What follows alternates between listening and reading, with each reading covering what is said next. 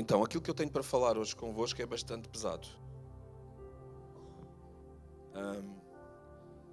Talvez por isso é que eu já estou a sofrer em antecipação.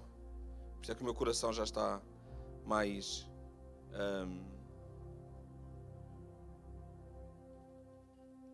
contrito. Mas eu creio que nós não podemos passar por esta época da Páscoa sem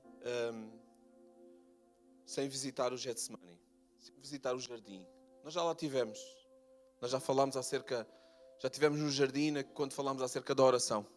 Se vocês se lembram, quando os discípulos foram chamados para orar com Jesus, e nós já falámos sobre isso, da intensidade da oração, de quanto nós devemos estar imersos em oração e buscar a Deus em oração. Mas passou-se mais algumas coisas nesse jardim. E o que o Senhor o que se passou com o Senhor Jesus levou-me também a algo que se passou também com uma outra pessoa. Porque uma coisa é Jesus, Ele sabe todas as coisas. Ele sabia muito bem aquilo que iria passar. A diferença é que Ele tinha um corpo como o nosso. Ia doer, ia custar, e Ele sabia. Então aquilo que acontece é uma experiência do Senhor Jesus, do próprio Deus. Então eu vou-vos levar uma outra história de um homem comum, como tu e eu.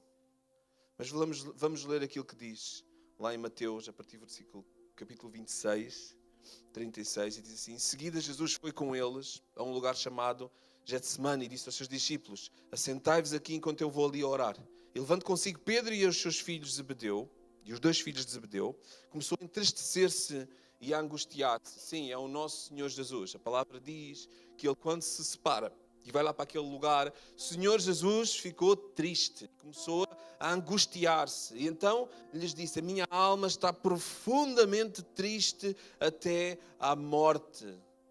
E nós muitas das vezes, humanos, carne, queremos ser diferentes do próprio Cristo, do próprio Deus. Não passar por estes momentos. Mas Jesus passou. Jesus sentiu-se assim. Minha alma está profundamente triste até à morte. Ficai e vigiai comigo. Adiantando-se um pouco mais, ele vai para um lugar de secreto, ele vai para um lugar de intimidade com Deus. Ele prostra sobre o seu rosto, orando, e diz, ele cai sobre o seu rosto. E essa expressão de cair sobre o seu rosto é algo que nós precisamos aprender a interiorizar.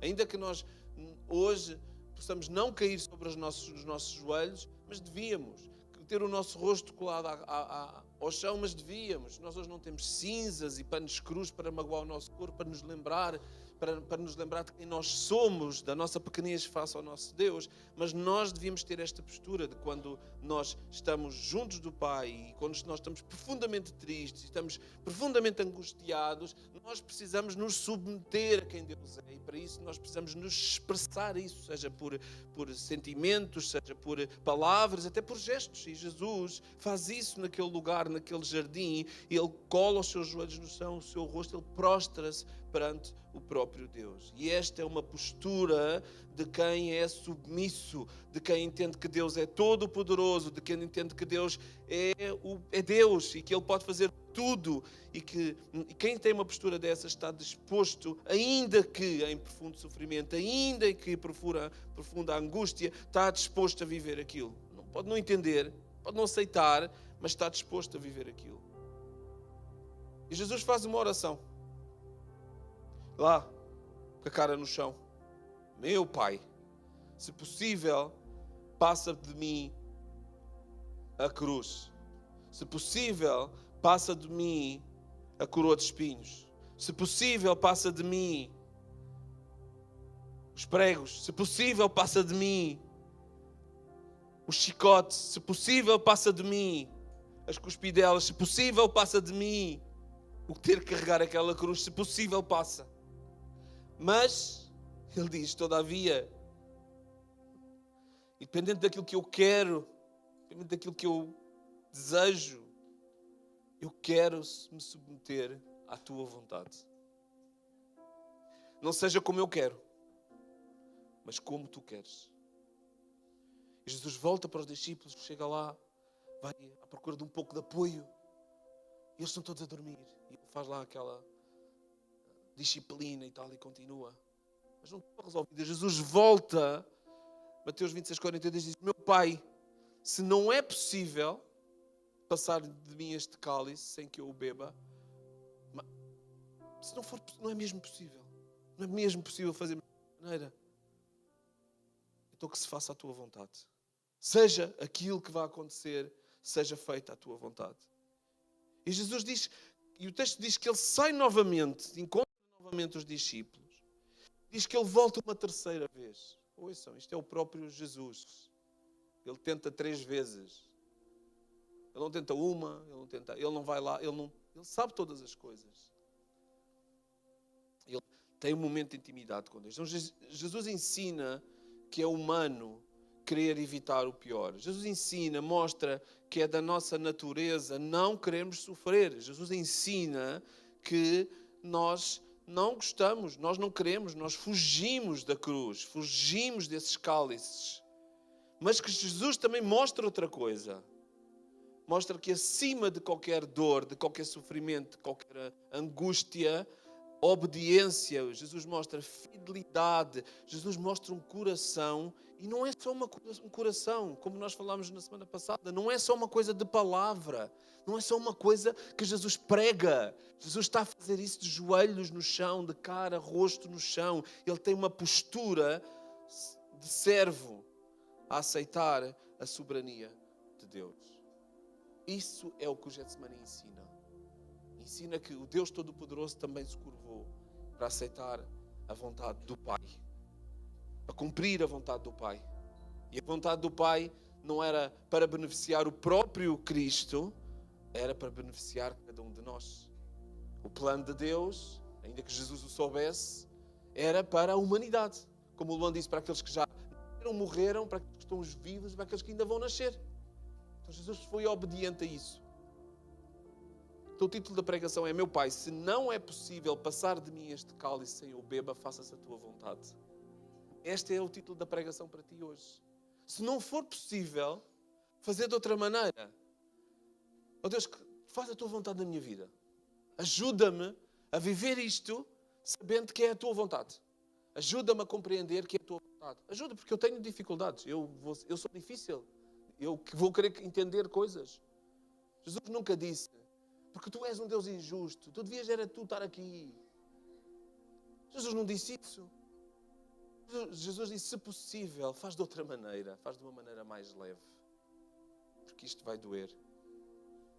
Nós vamos falar acerca da vida de um homem que passou, não por um Getsemane, mas passou por um processo que envolve o espiritual e que envolve também o terreno, onde ele é elevado no céu, onde ele é elevado na presença de Deus, mas onde ele é destruído na terra.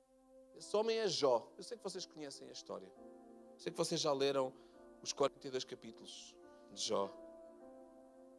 Mas nós não vamos ler os capítulos todos, mas eu vou tentar, porque nós vamos nos focar na última parte, que é quando Deus resolve as coisas. Não era ótimo que a nossa vida fosse assim? Que aquela parte chata, difícil, nós pudéssemos fazer um fast forward e de repente irmos ver como é que Deus quer que isto aconteça. Mas porquê é que Deus quer que isto aconteça? E nós só colhêssemos esses frutos. Mas Jó passou por um processo todo. E hoje nós vemos a história de Jó, onde Deus diz: ele é um homem justo e íntegro. Ouçam, e com a permissão de Deus, logo no início, ele enfrenta uma série de sofrimentos devastadores.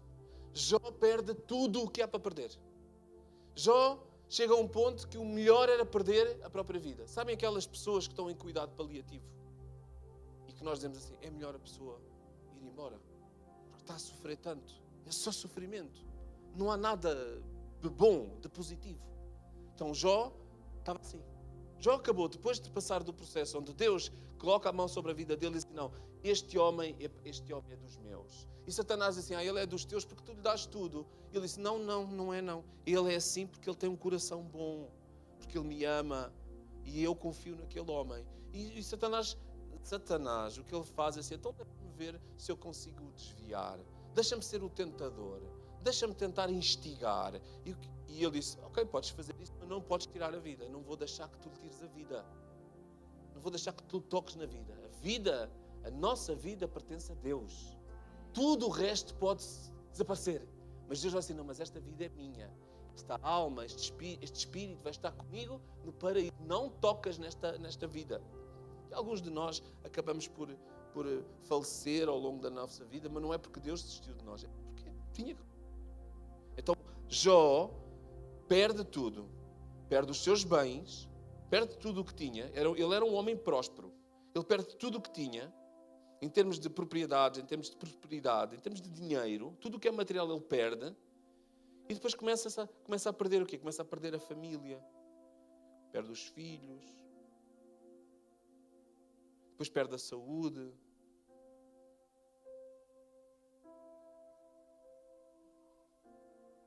Ia fazer uma piada. E deixa a mulher.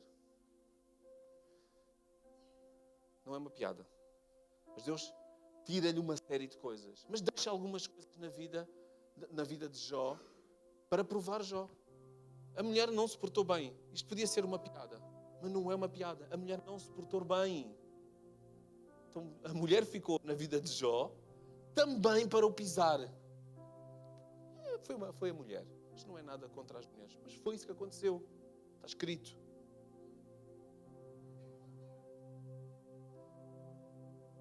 Jó não perdeu aqueles amigos que no momento difícil lhe apontaram o dedo. Não, Deus não. Satanás não tirou esses amigos. Se calhar tirou outros. Se calhar tirou os filhos que iam suportar. Tirou os filhos que iam suportar, que iam ajudar, que conheciam Jó. Não, mas ele deixou amigos vivos para que o confrontassem. Então Jó passa por essa dificuldade. E Jó existiu. Era uma pessoa como nós. Viveu noutra época. Mas era uma pessoa como nós. Tu não és assim tão especial no teu problema que estás a viver. Isto já aconteceu. E aconteceu com uma gravidade lá em cima. Jó é dos exemplos mais agressivos que eu vejo nas Escrituras. De homens que perdem tudo. Tudo. E não se vergam. Não vergam a sua fé. Podem ter dúvidas. Podem questionar. Mas eles nunca atacaram Deus.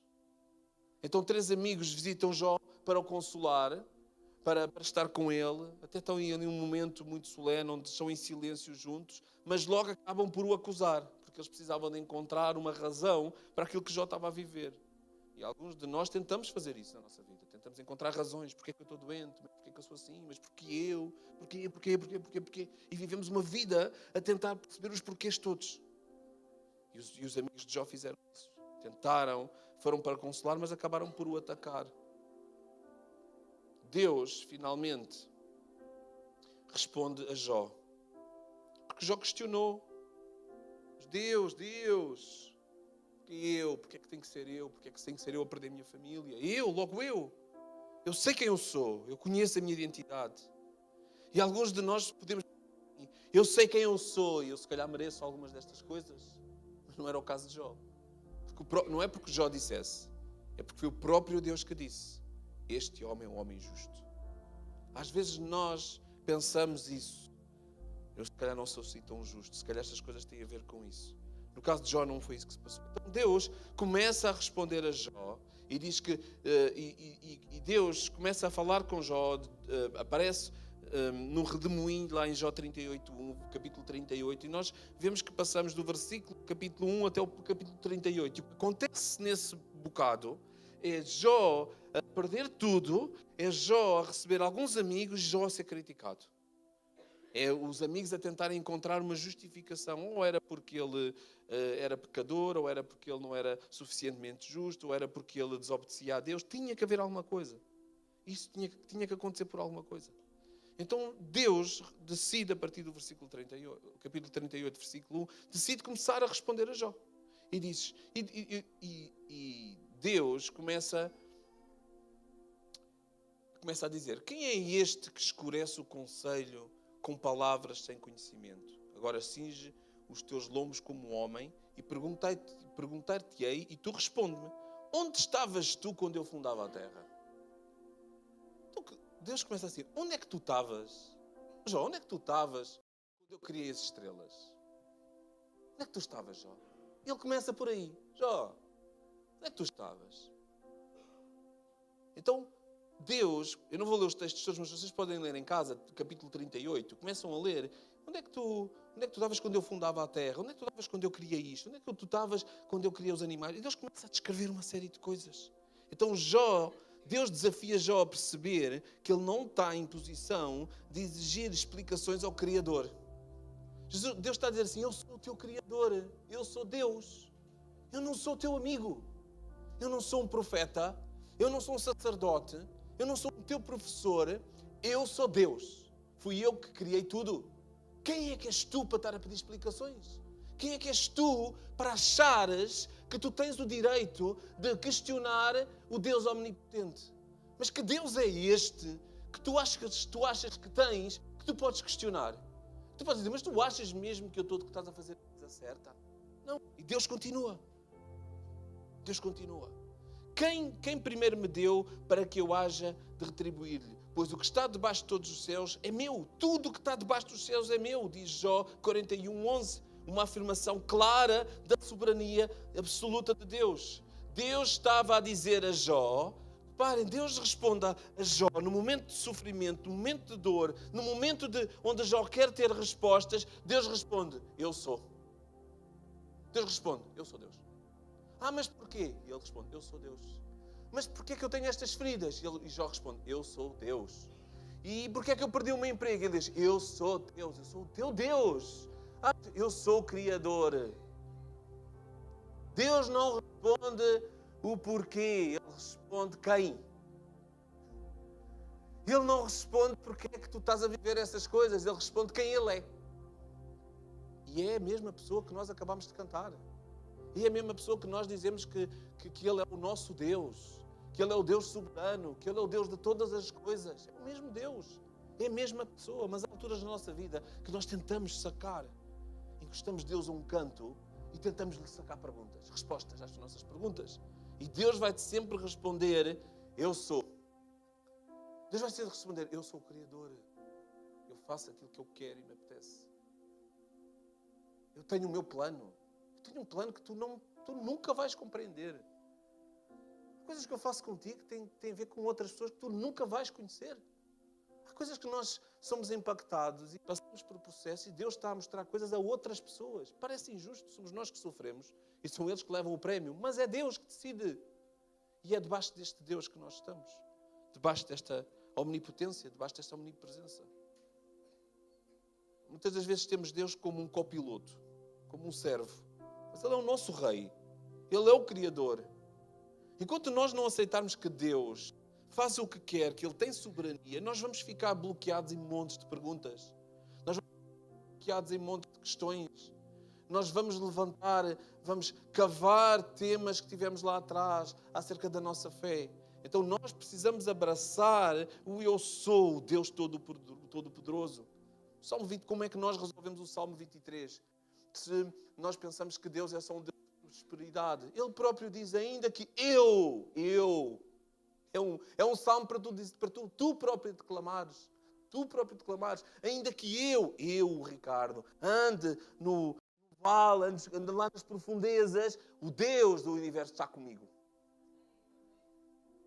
É fácil dizer ainda que eu ando nos píncaros, ainda que eu ando na montanha, Deus está comigo. Tudo corre bem. Não, ainda que lá embaixo eu acredito que Deus está comigo. Eu acredito que Ele me consola, de alguma maneira Ele vai me consolar, Ele prometeu isso.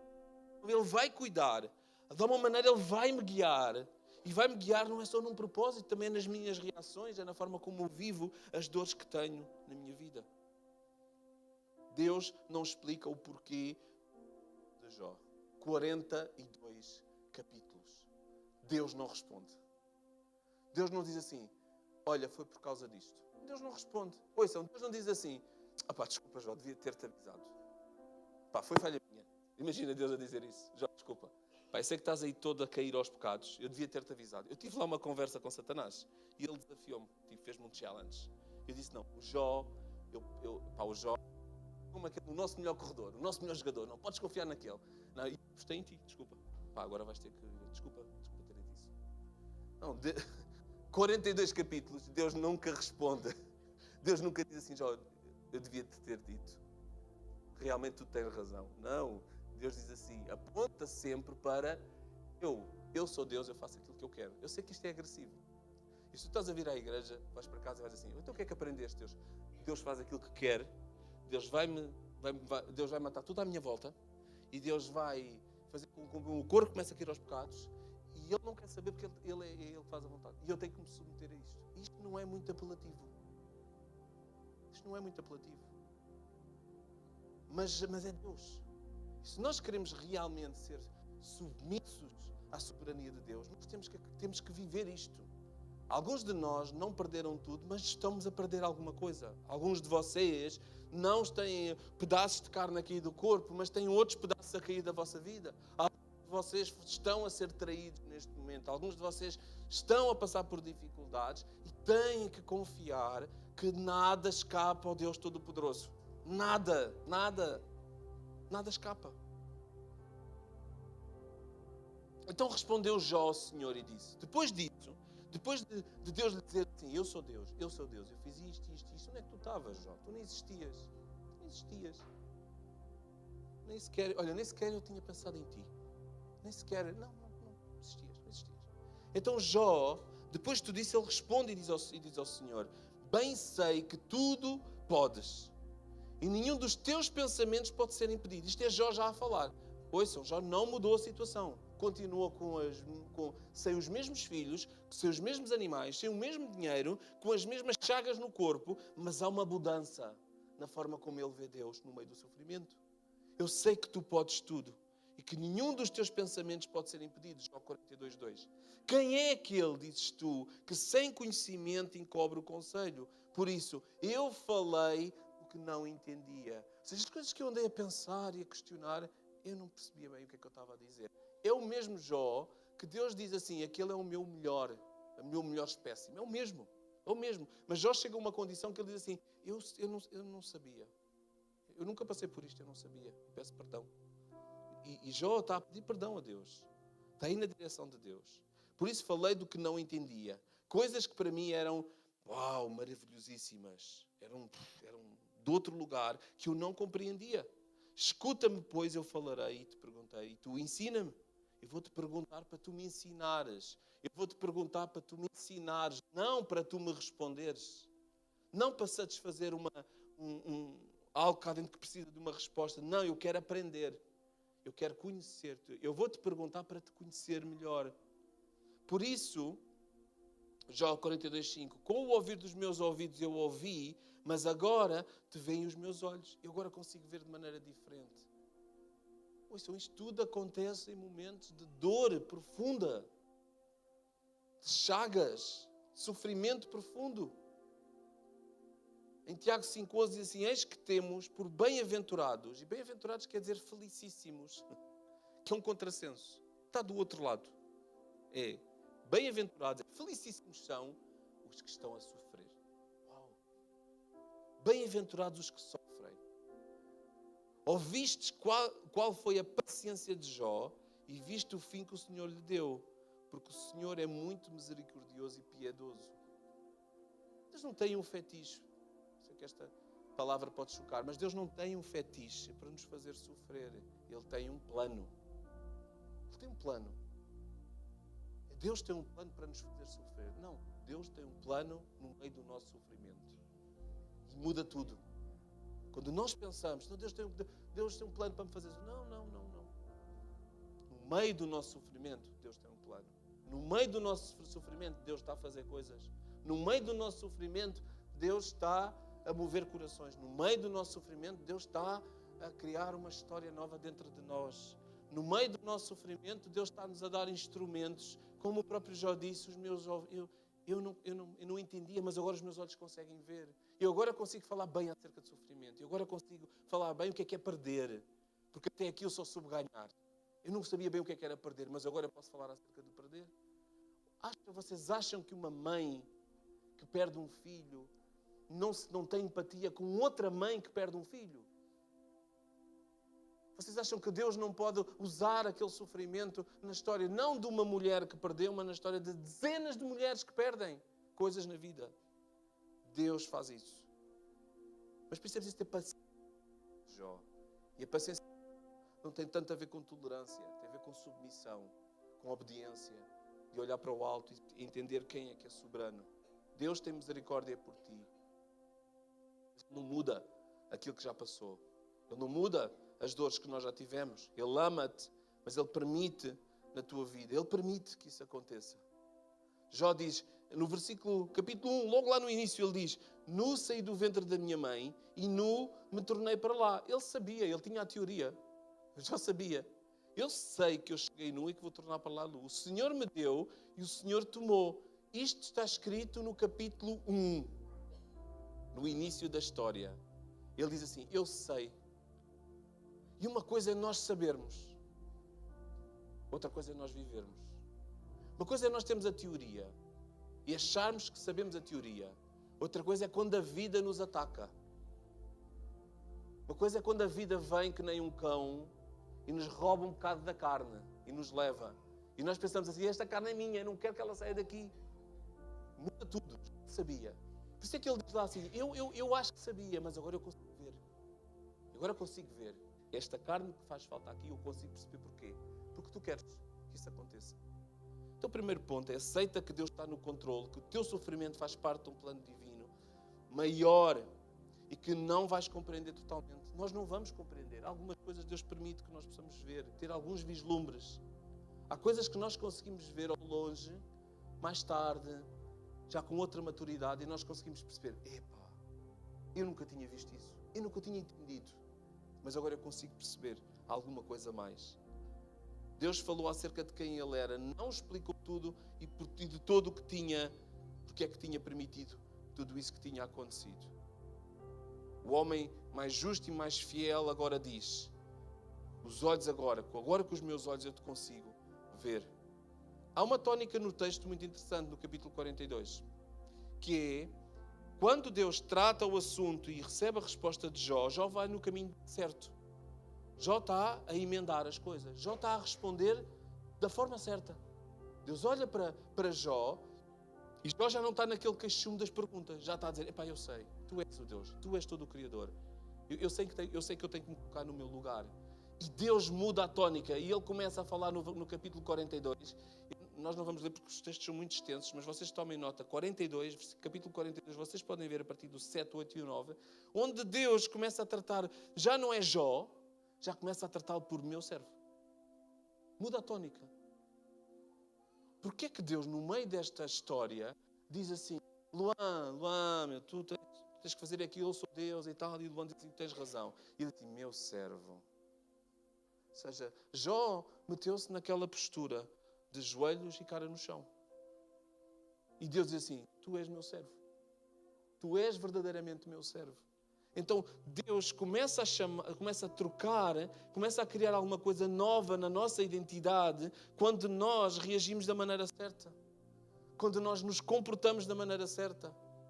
Então Ele já não olha para nós como mais alguém, ou mais algum membro, ou mais alguém que Ele criou. Ele olha alguém, não, esta pessoa realmente entende aquilo que eu estou a falar, está submissa à minha vontade, independentemente do que ele está a viver, tu és o meu servo. E Deus trata-te por meu servo. A palavra servo, o termo que foi usado, é servo fiel. Submisso e obediente. Sabem que as palavras lá naquela altura tinham muito significado. Uma pequena palavra, um pequeno som, tinha tanto lá dentro. Era como se fosse uma laranja cheia de sumo. Nós espremíamos uma palavra e aquilo saía um sumo intenso. E as pessoas ouviam aquilo e entendiam todas estas coisas. Era uma palavra que significava muita coisa. Significava Deus a dizer, tu és servo fiel, tu és submisso e obediente, e tu estás com aliança, estás em aliança com o teu Senhor. Então quando Deus chama alguém de servo, utilizando a minha expressão, Ele está a dizer, tu és o meu servo espiritual. E Deus não tinha dito isto a muita gente até este momento. Ele tinha usado esta expressão com Moisés, com Davi, com Isaías e agora com Jó. Era importante. Aquilo que aconteceu, que muitas das vezes passa despercebido na palavra, Deus muda a tona da conversa e diz assim, sim, nós estamos ligados. Sim, aquilo que tu estás a fazer é certo. Agora há uma ligação. E o que acontece quando nós nos tornamos servos de Deus é que a única pessoa que nos pode tocar é Deus. É Ele. Todo o resto está em perigo. Todos aqueles que estão à nossa volta estão em perigo. Não sei se vocês notaram isso no texto. Mas, ainda antes de nós irmos lá, deixem-me só dizer este segundo ponto, que é: permite que o sofrimento te aproxime de Deus. Quando nós sofremos, Deus muda também a nossa identidade durante o processo. Se nós fizermos as coisas certas, se nós fizermos as coisas erradas, a nossa identidade não vai ser confirmada.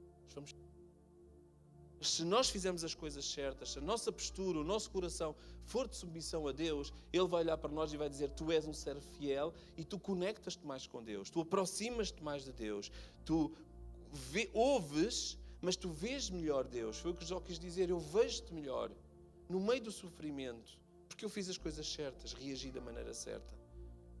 E a maneira certa não é a maneira fácil. A maneira certa é só a maneira certa, é só a maneira que Deus espera. A maneira certa, muitas das vezes, é a maneira difícil. É nós tivemos que dizer que sim quando queremos dizer que não. É nós queremos perdoar quando nos apetece matar.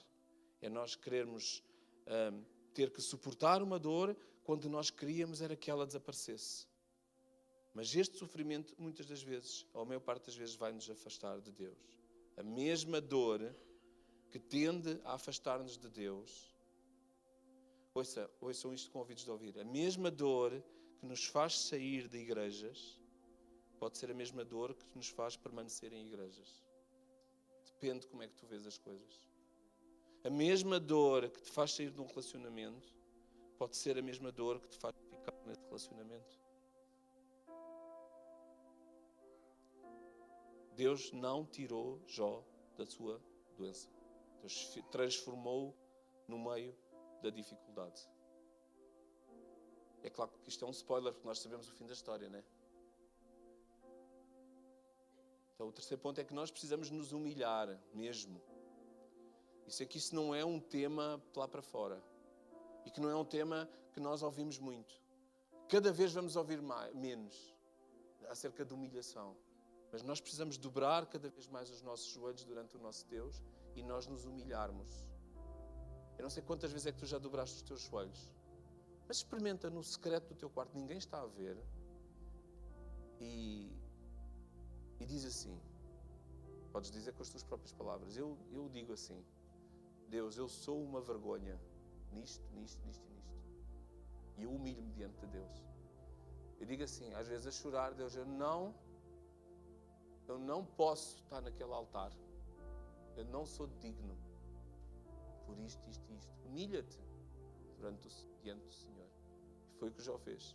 Curvou-se e disse: minha dor não é maior do que tu. Eu sou teu servo e eu vou ficar no meu canto, em sofrimento, quebramento total.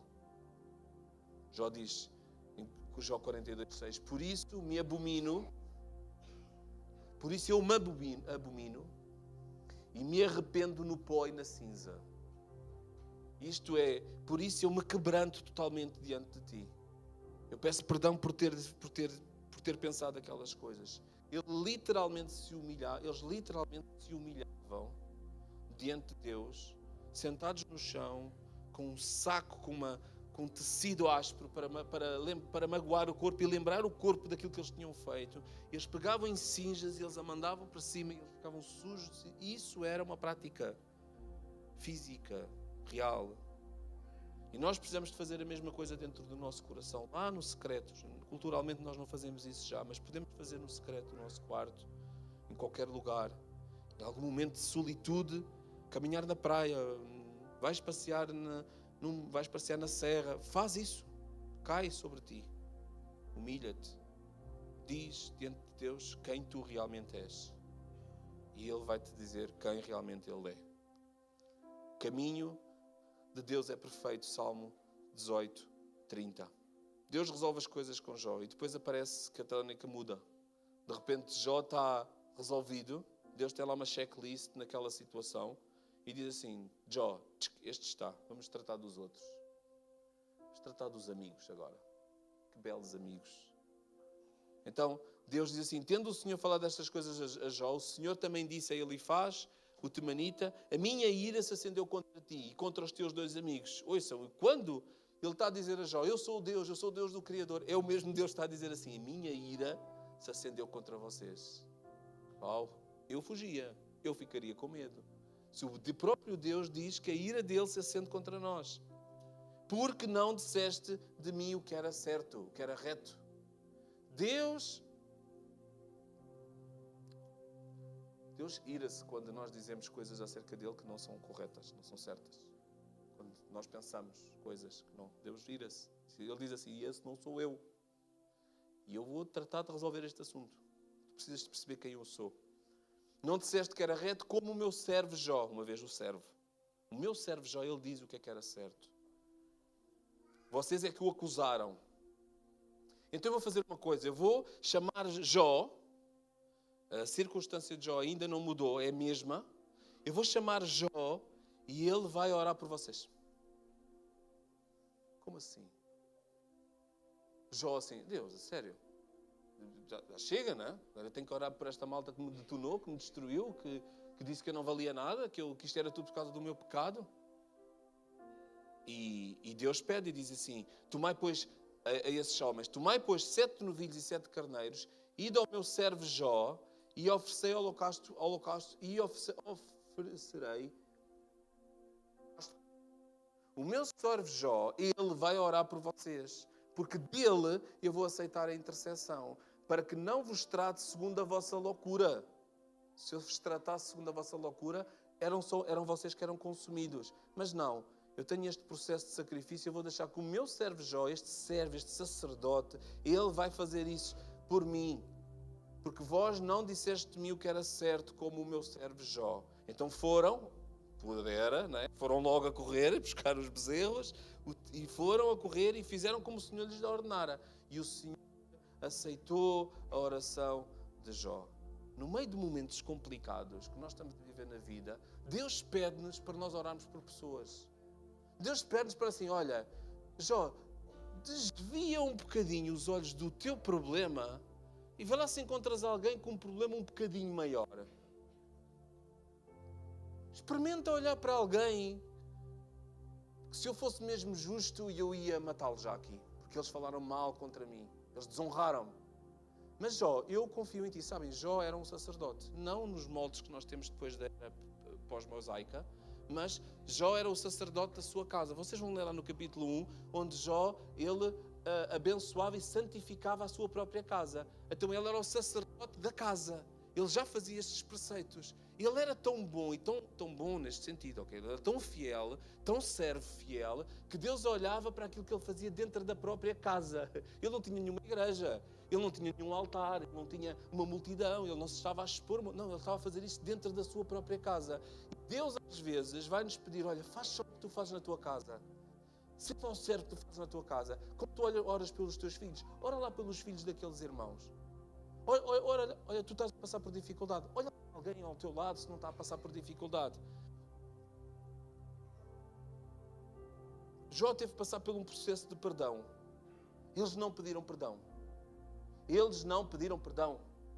Eles foram confrontados, encostados à parede. Ou eles faziam aquilo ou eles morriam. Mas Jó teve que passar por um outro processo, que foi, vou ter que perdoar. E isso é muito difícil. É muito complicado. Porque a nossa carne vai querer ter razão. E nós debatemos com como é que nós podemos perdoar aquela pessoa. Ou aquelas pessoas. Como é que eu posso perdoar? Deus diz só, vai e ora por eles. Vai e sacrifica coisas para que eu os possa safar. E Deus chama-nos a amar. Ama o teu próximo. Ouça, o que a lei dizia era assim. Ama o teu próximo. A lei dizia isto. Ama o teu próximo e vais odiar o teu inimigo. O teu inimigo é o teu inimigo. Tu vais matar o teu inimigo. E Jesus diz assim, eu porém vos digo, amai os vossos inimigos e orai pelos que vos perseguem. Não é estranho que num meio de processo de dor, de restauração de Jó, Deus diz assim, quem sabe o facto de tu te libertares dessas mágoas, tu te libertares dessa ausência de perdão que tu tens dessas pessoas que estejam na tua vida, não te vai ajudar no caminho. Sabe? Quem sabe a falta de perdão também não é alguma coisa que nós nos precisamos de livrar. Então o meu desafio hoje é que nós possamos fazer com Jó, que ele foi obediente. Ele fez, ele perdoou. Ouçam, há pessoas, infelizmente para elas, que nós vamos ter que perdoar uma vez, 2 vezes. Porquê? Porque as pessoas não param. Porque as pessoas continuam a colocar as coisas nas redes sociais. A gente perdoa. Vai no outro dia de manhã, abre as redes sociais. Fogo, tem que perdoar outra vez. Mas sabe o que é que Deus diz? Perdoa. Perdoa. Pessoas, imagina o que é que tu podes dar ao luxo de dizeres assim a uma pessoa que te fez muito mal na tua vida, que tu não vês há muito tempo. Pensa numa pessoa que tu guardas algum ressentimento. Pensa numa pessoa que tu ainda não perdoaste. Pensa numa pessoa que estás à espera da oportunidade dela chegar até ti e ela dizer assim, olha, eu fiz asneira. Fiz asneira, eu não devia ter feito o que fiz. Eu peço-te perdão. E tu podes dizer assim, já podias ter dito isso há tanto tempo, já te perdoei, tipo há 10 anos. Há 10 anos que a minha vida está a seguir. Porque isso são contas que tu tens que acertar com Deus. Ora, eu não vou viver com ressentimento. Deus diz na palavra dele, o próprio Jesus diz assim, amem os vossos inimigos, orem por esse pessoal que vos persegue. Vocês vão ver que a tónica muda. A vossa vida muda. Vocês vão se libertando de pesos mortos. Deixem que eles vivam com os seus próprios pesos. Deus sabe que nós temos que viver vidas sem ressentimento. E Jó precisava, naquele momento, de libertar-se de ressentimento. Jó precisava de passar por esse processo diante de Deus, não só por aquilo que ele dizia que ouvia, que via, ele precisava de fazer. E Deus pavimenta este caminho para que Jó pudesse fazer as coisas certas. Deus perdoa-nos na cruz. Mas Ele não é assim tão diferente daquilo que eu disse. Ele perdoa-nos também a nós todos os dias. Nós também continuamos a fazer as neiras todos os dias. Só que nós pomos no Facebook. Mas Deus sabe. E todos os dias a cruz diz assim, Deus faz a mesma coisa. Outra vez. Sou Daniela, tal. E tu, Deus perdoa-me, eu perdoo-te. Tu sabes a quem é que tens que voltar. Então a mim parece-me que esta questão do perdoar, do sacrificar, de colocar Jó numa posição que tem que servir mesmo os outros, não só de nome, a identidade dele foi mudada, então ele tem que dizer, olha, eu não concordo com a vossa postura, vocês estiveram errados, mas eu vou-te dizer isso, mas eu perdoo-te. Sem ressentimento, eu quero seguir a minha vida. Eu não quero olhar para ti e estar sempre a me lembrar de coisas erradas. Vamos. Isso é difícil, mas Deus pede para nós fazermos isso. Amém? Perdoa-os que te magoaram, mesmo sem pedido de perdão. Perdoa. Isso vai criar muita leveza na tua vida. Vai-te fazer viver os teus problemas reais de outra maneira. E às vezes nós, quando queremos viver os nossos problemas reais, nós evocamos essa malta toda. Trazemos toda essa malta toda. Porque eles são uns malandros, eu sou assim por causa deles. Nós pegamos nisso, na raiva que temos, que não queremos entregar na direção de Deus, nós vamos entregar na direção dessas pessoas. Temos ódios de estimação, perdão não liberados, de propósito guardados para usarmos. Isso não é bíblico, isso não é bom. Isso é doentio. A Bíblia, a palavra, o próprio Senhor Jesus diz, essas pessoas são as primeiras que nós devemos libertar. Longe. Porquê? A gente não somos... eu tenho uma regra. Perdão dado, às vezes, é intimidade limitada. Eu perdoo, mas eu não quero mais ter intimidade com a pessoa. Até porque a pessoa continua a fazer as neiras e eu continuo sempre a perdoar e a pessoa não se quer aproximar. Então a pessoa quer viver a vida dela. Eu vivo a vida dela, mas eu vou viver a minha vida. Eu vou seguir o meu caminho. Ouçam, porquê que não fala de perdoar os amigos? Porque os amigos a gente estamos com eles todos os dias. Os amigos dão-se. A gente somos mais tolerantes. A gente vamos à luta pelos nossos amigos. Eles estão a fazer coisas erradas. Nós perdoamos. Nós pegamos o nosso amigo e nós chocalhamos o nosso amigo e dizemos, o que é que tu andas a fazer com a tua vida? Tu estás maluco? Com os nossos inimigos nós não dizemos isso. Nós dizemos, vai a tua vida. Eu perdoo-te, eu não guardo ressentimentos, mas vai a tua vida. Com os amigos é diferente. Então aqui, Jó é instigado, é colocado numa situação onde ele tem que perdoar e onde ele tem que orar. Ora por aqueles que te feriram. E algo acontece. Algo acontece. O perdão, a postura de Jó, inicia alguma coisa nova na vida de Jó. Pois eu não vos quero prometer nada, porque eu não tenho essa autoridade, eu não tenho esse poder, de tudo. Eu não posso dizer, se vocês fizerem desta maneira, o vosso cancro vai desaparecer. Eu não posso dizer isso. Eu não posso dizer assim, se vocês fizerem desta maneira, o vosso casamento vai ser restaurado.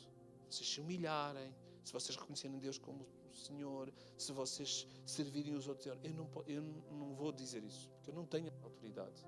Só Deus tem essa autoridade. Mas eu vou garantir uma coisa. Eu vou garantir uma coisa. Alguma coisa vai mudar. Alguma coisa vai mudar. Em nós ou à nossa volta. A nossa condição pode não mudar, mas alguma coisa muda. A atmosfera muda. Nós mudamos. Nós somos confrontados. Nós somos validados. Deus valida a nossa identidade. Nós vemos novamente como servos de Deus, ainda no meio da dificuldade.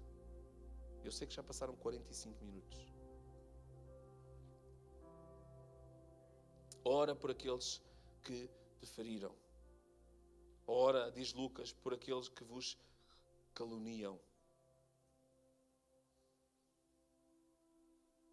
Mas, capítulo 42, versículo 10, no fim da história, no fim do sacrifício, no fim do perdão, no fim da oração por aqueles homens, mudou o Senhor. Não foi ninguém ali, à volta. Não foi a atmosfera. Não foi o feeling. Jorge, não foi o groove. Diz que foi o Senhor. Foi o Senhor. O Senhor, mudou o Senhor a sorte de Jó. O Senhor a vida de Jó. O outro. Sabem porquê que Ele faz isso? Porque Ele é o eu sou. E Ele de um dia para o outro faz assim. E a tua vida muda. De um dia tu estás desesperado. No outro dia, a gente tem um pet e está vazio, não tem nada. Porquê? Porque é o Senhor que muda a sorte, não somos nós.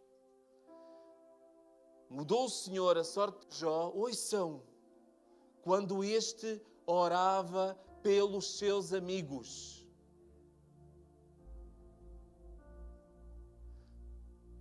Quando Jó orava pelos seus amigos, aqueles amigos, não eram os amiguinhos, aqueles amigos, porque os amiguinhos, eles morreram todos. Agora podia fazer aquela piada. Morreram todos. Mas morreram. Não, aqueles amigos. Quando ele orava por aqueles amigos, diz a palavra, Jó 42:10, o Senhor deu-lhe em dobro tudo o que possuíra. Então vieram a ele todos os seus irmãos, que não tinham morrido, e todas as suas irmãos, e todos os quantos antes o conheceram, pessoas que o conheceram antes, e comeram com ele em sua casa, e se condoeram com ele, ou seja, eles se aproximaram, aquilo não passou de um momento para o outro. Porque, ouçam, eu se fosse Jó, eu queria os meus filhos de volta. Eu podia começar uma nova história. Deus, eu não quero outros filhos. Eu quero os meus filhos. Então há processos que ainda que Deus dê novos rumos, ainda há dores para tratar. Há coisas que a gente perdeu. Ainda há coisas que saíram da nossa vida, que foram arrancadas. Então diz que chegou pessoas, Deus começou a dar tudo em dobro e trouxe pessoas que foram chegando ao pé dele, pessoas sérias, não aqueles amigos, que comeram com ele, tiveram mesa com ele, que o abraçaram, que se condoeram com ele, que o consolaram de todo o mal, que o Senhor lhes havia enviado, e cada um lhe deu dinheiro e um anel de ouro. E a sua família cresceu e a sua idade foi prolongada.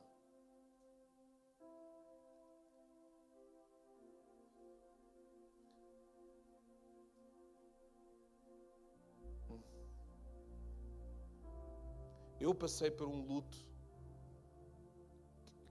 pelo luto da minha mãe, como muitos de vocês sabem, porque passaram comigo.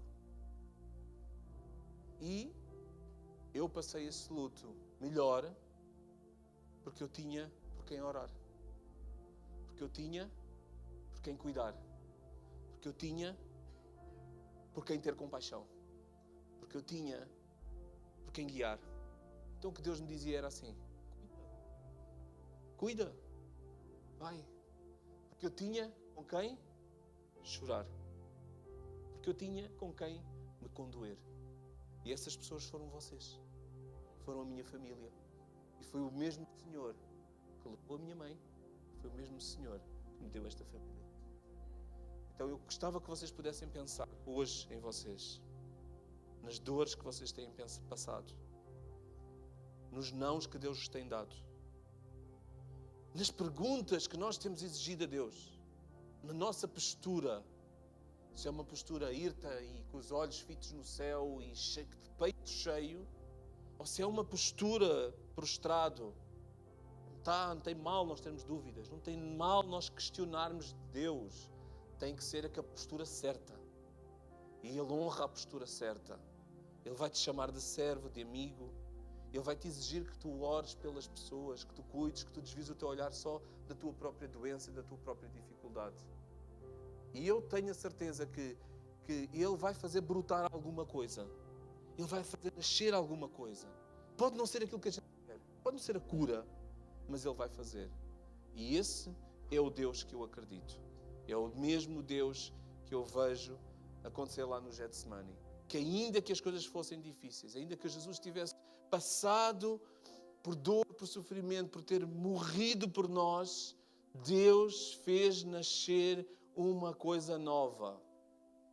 Deus fez ressurgir o próprio Jesus e fez-nos nascer, faz-nos nascer todos os dias. Fruto de um sofrimento incompreensível, não desejado até pelo próprio Cristo. Que nós hoje possamos olhar para dentro de nós e ter um bocadinho de jardim. Ter um bocadinho de Getsemane dentro de nós. Ter um bocadinho de Jó. Que não é só a paciência de Jó. Não. É o joelho no chão de Jó. É a cara no chão de Jó. É o vergar do orgulho de Jó. Que Deus nos use na vida uns dos outros, no nome do Senhor Jesus. E vamos dar uma grande salva de palmas ao nosso Deus, porque Ele é Deus.